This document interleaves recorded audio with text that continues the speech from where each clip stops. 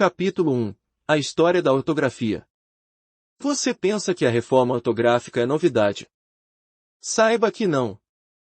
Os países de língua portuguesa já fizeram vários acordos para tentar unificar a escrita.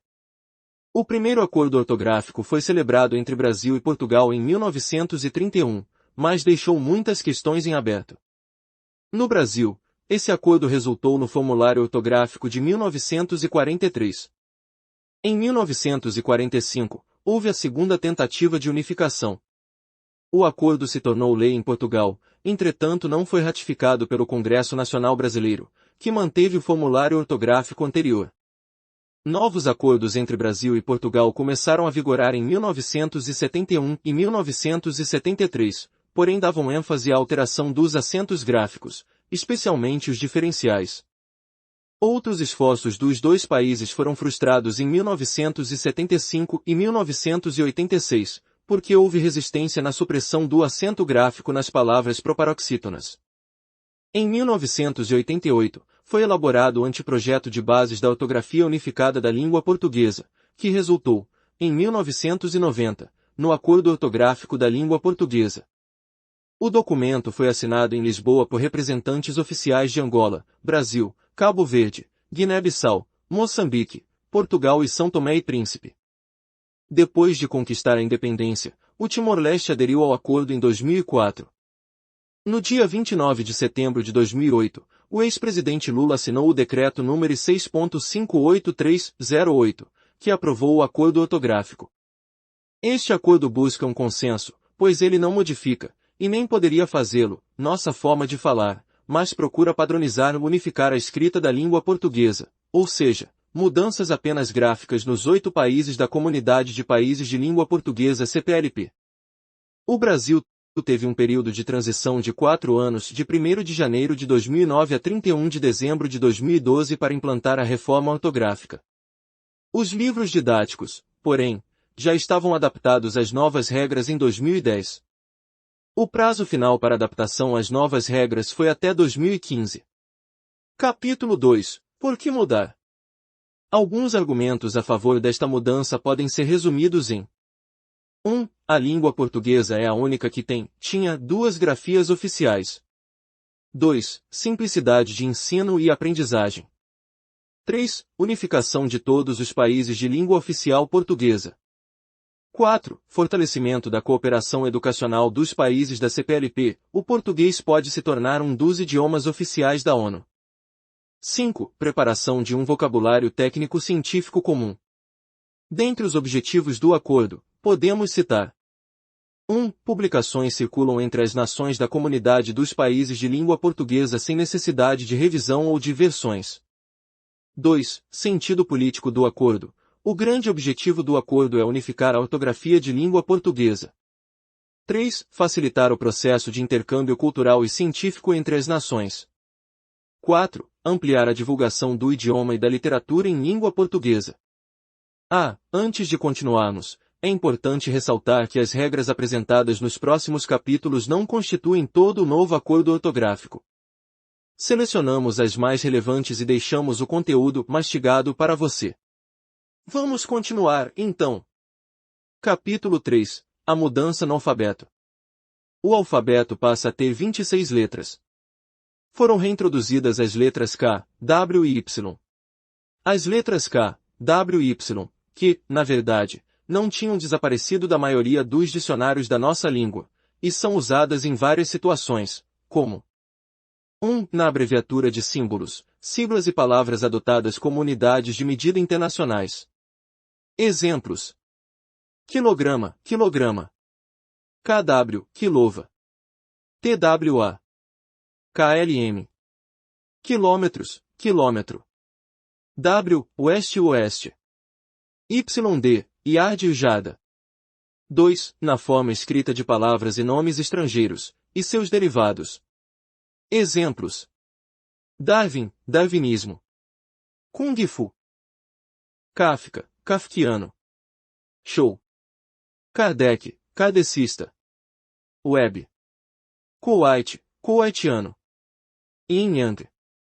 Shakespeare, shakespeariano. Know-how. Capítulo 4. Uso e eliminação do trema. Não se utiliza mais o trema nas palavras portuguesas ou aportuguesadas. Trema é o sinal gráfico que era colocado sobre a letra U para indicar que ela deve ser pronunciada, nos grupos g, que, em palavras portuguesas ou aportuguesadas. O trema permanece apenas nas palavras estrangeiras e em suas formas derivadas. Exemplos: Fourier, Rubiner, Ubneriano, Miller, Mulleriano, Bint. Algumas das palavras mais comuns que foram afetadas por essa mudança são: aguentar, bilingue, 50, delinquente, eloquente, frequente, linguiça, sagui, sequência, sequestro, tranquilo. Capítulo 5. Mudança nas regras de acentuação. 1. Não se usa mais o acento dos ditongos abertos e o i das palavras paroxítonas, palavras que têm acento tônico na penúltima sílaba. Algumas das palavras mais comuns que foram afetadas por essa mudança são: alcateia, apoia, apoio, asteroide, boia, clarabóia, debiloide, estreia, geleia, heróico, jiboia, joia, plateia. Vale lembrar que essa regra é válida somente para palavras paroxítonas. Assim, continuam a ser acentuadas as palavras oxítonas, palavras que têm acentuação na última sílaba, terminadas em EIS, EU, EUS, OI, OIS. Exemplos: papéis, herói, heróis, troféu, troféus. Deve-se observar, entretanto, que, se há necessidade da acentuação da palavra, por outra regra que a justifique, deve-se fazê-lo. Exemplos: destroyer, Meyer e container, paroxítonas terminadas em R, aracnoide, paroxítona terminada em ditongo crescente. 2. Nas palavras paroxítonas, não se usa mais o acento no i no tônicos, quando vierem depois de um ditongo. Exemplos: item baiuca, item bocaiúva, item boiúna, item feiura, item sauípe. Atenção! Se a palavra for oxítona e o i ou u estiverem em posição final, ou seguidos de s, o acento permanece. Exemplos: tuiuiu, tuiuius, Piauí. 3. Não se usa mais o acento das palavras terminadas em EMAOS. Algumas das palavras mais comuns que foram afetadas por essa mudança são: abençoo, abençoo, creem, deem, do, enjoo, leem, leem, magu, perdoo, veem, vou. 4. Não se usa mais o acento que diferenciava os pares para, pela, pelo, s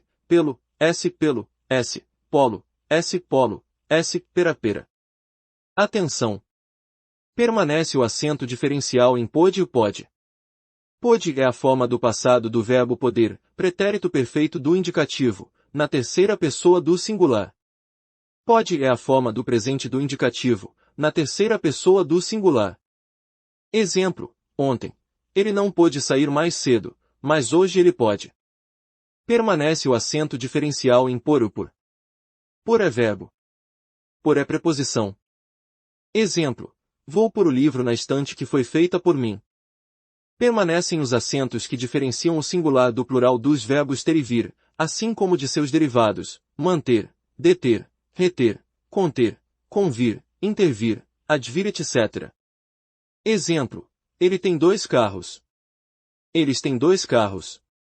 É facultativo o uso do acento circunflexo para diferenciar as palavras forma a forma. Em alguns casos, o uso do acento deixa a frase mais clara. Exemplo: qual é a forma do bolo? Nestes casos, sugere-se, para efeitos de clareza, o acento circunflexo no o fechado, o, especialmente quando há possibilidades de ambiguidade. É facultativo, para efeitos de clareza, o acento circunflexo em demos, primeira pessoa do presente do subjuntivo, para distinguir de demos, primeira pessoa do pretérito perfeito do indicativo. Como no Brasil a forma é sempre fechada, o acento não deve ser usado. É facultativo, para efeitos de clareza, o acento agudo no pretérito perfeito do indicativo, amamos, louvamos, etc., para distinguir das formas correspondentes do presente do indicativo, amamos, louvamos, etc. Como no Brasil a forma é normalmente fechada, o acento não deve ser usado. 5. Há uma variação na pronúncia dos verbos terminados em guar, quariquir, como aguar, averiguar, apaziguar, desaguar, enxaguar, obliquar, delinquir, etc. Esses verbos admitem duas pronúncias em algumas formas do presente do indicativo, do presente do subjuntivo e também do imperativo. Se forem pronunciadas com AUI tônicos, forma mais utilizada aqui no Brasil, essas formas devem ser acentuadas. Exemplos: verbo enxaguar, enxago, enxáguas, enxágua, enxáguam, enxague, enxagues. Verbo delinquir, delinco, delinques, delinque, delinquem, delinqua, delinquas. Se forem pronunciadas com o tônico, essas formas deixam de ser acentuadas. Exemplos: verbo enxaguar, enxago, enxáguas, enxágua, enxáguam, enxágue, enxagues. Verbo delinquir, delinco, delinques, delinque, delinquem, delinqua, delinquas. Capítulo 6. Uso do hífen. 1. Usa-se hífen nas formações em que o segundo elemento inicia por H. Algumas das palavras mais comuns que foram afetadas por essa mudança são: anti-histórico, anti-higiênico, anti-hemorrágico, auto-hipnose, sobre-humano, super-homem, geo-história, ultra-humano.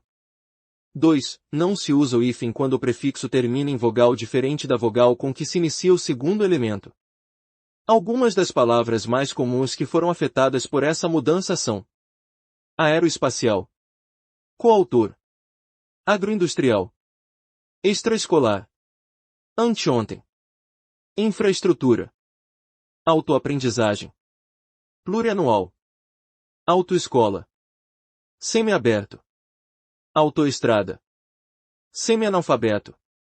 3. Não se usa o hífen quando o prefixo termina em vogal e o segundo elemento começa por consoante diferente de RU ou S. Algumas das palavras mais comuns que foram afetadas por essa mudança são: anteprojeto, microcomputador, antipedagógico, pseudoprofessor, autopeça, semicírculo, autoproteção, semideus, coprodução, seminovo, geopolítica, ultramoderno. 4. Não se usa o hífen quando o prefixo termina em vogal e o segundo elemento começa por RU ou S. Nesse caso, duplicam-se essas consoantes.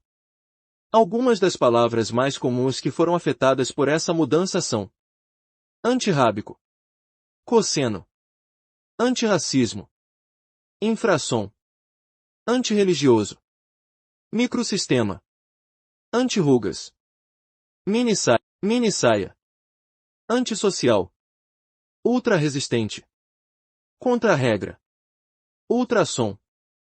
5. Quando o prefixo termina por vogal, usa-se o hífen se o segundo elemento começar pela mesma vogal. Algumas das palavras mais comuns que foram afetadas por essa mudança são: anti-imperialista, contra-ataque, anti-inflacionário, micro-ondas, auto-observação, micro-ônibus, semi-interno, contra-atacar, sobreestimar. 6. Quando o prefixo termina por consoante, usa-se o hífen se o segundo elemento começar pela mesma consoante. Algumas das palavras mais comuns que foram afetadas por essa mudança são: interracial, super-rápido, interregional, subbase, super-resistente, subbibliotecário, super-romântico. 7. Quando o prefixo termina por consoante não se usa o hífen se o segundo elemento começar por vogal. Algumas das palavras mais comuns que foram afetadas por essa mudança são: hiperacidez, superamigo, hiperativo, superaquecimento, interescolar, supereconômico, interestadual, superexigente, interestudantil, superotimismo. 8. Usa-se o hífen nos compostos com os elementos ex, sem, além, aquém, recém, pós, pré, pró. Algumas das palavras mais comuns que foram afetadas por essa mudança são: além-mar, pré-história, pré-vestibular, ex-aluno, recém-casado, pós-graduação, sem-teto. 9. Deve-se usar o hífen com os sufixos de origem tupi-guarani, quando o primeiro elemento terminar por vogal acentuada graficamente, ou quando a pronúncia exige a distinção gráfica entre os dois elementos, açu, guaçu e mirim.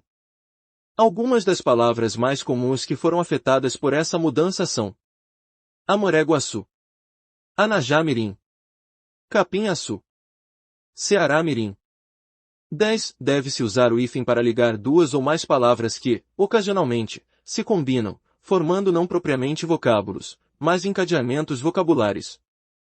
Algumas das palavras mais comuns que foram afetadas por essa mudança são: Ponte Rio-Niterói, Eixo Rio-São Paulo, Estrada Belém-Brasília, Acordo Angola-Brasil.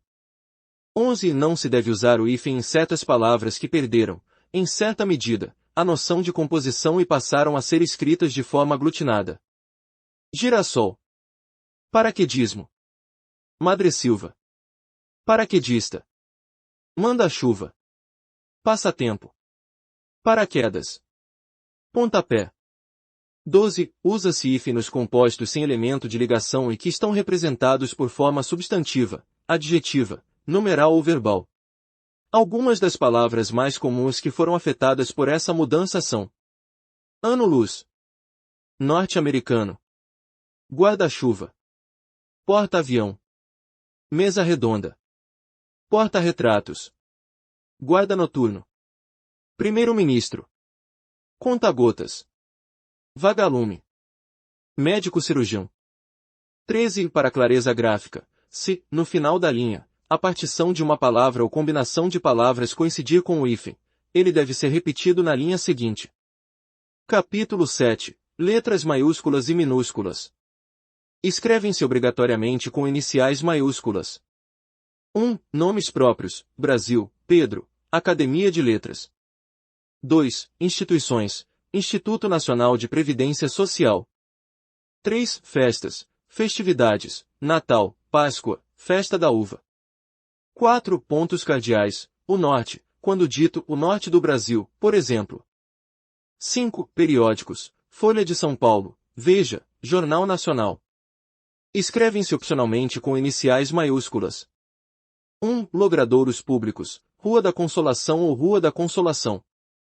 2. Templos, edifícios: Igreja da Penha ou Igreja da Penha. 3. Reverência: cargos, funções religiosas: Senhor Doutor ou Senhor Doutor. 4. Disciplinas, cursos, domínio do saber, língua portuguesa ou língua portuguesa. Utilização de letras minúsculas. 1. Nomes comuns em geral: casa, livro, edifício, guarda-chuva, etc. 2. Nomes das estações do ano: primavera, verão, etc. 3. Meses e dias da semana: junho, domingo, etc. 4. Pontos cardeais: norte, sul, leste, oeste. Capítulo 8. Considerações finais. As línguas mudam e se transformam. A caminhada ao longo dos tempos, os espaços que separam os grupos sociais, os processos interativos que envolvem as pessoas produzem mudanças que, aos poucos, fazem de uma língua um elemento que se descaracteriza em relação ao que era antes. Entretanto, permanece viva, forte e com um poder de comunicação que acontece exatamente porque ela muda, caminha, se faz outra. É como se ela mudasse para permanecer a mesma. Esperamos que tenha gostado deste curso de nova ortografia da língua portuguesa. Desejamos a você todo o sucesso do mundo. Agora você pode solicitar o seu certificado se assim o desejar. Até o próximo curso!